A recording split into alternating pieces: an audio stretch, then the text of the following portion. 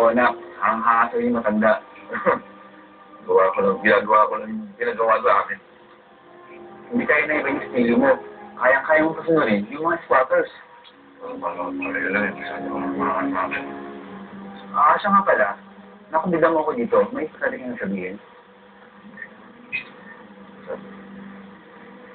Pag-ato ko para sa'yo. Mukhang napakarami nito 100,000 yan.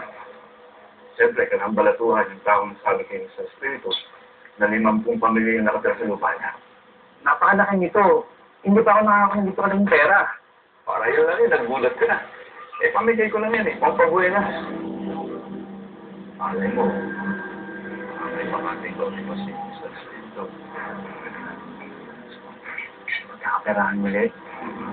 Kung maayos natin, nakatulong na tayo sa mga taong walang bahay, nagkaroon din tayo.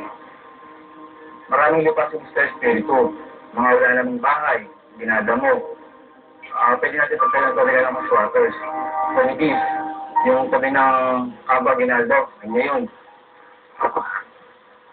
Sige, puntahan natin. Isa-isay natin yan. Sakali magkapira tayo dyan.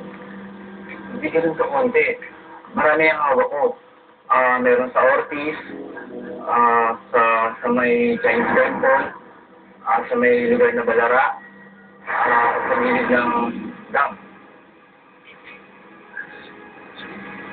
Bukod tayo. Marami na yung mga magkano siya. Sige, pupunta ko na rin sa may lugar niya sa Baliches.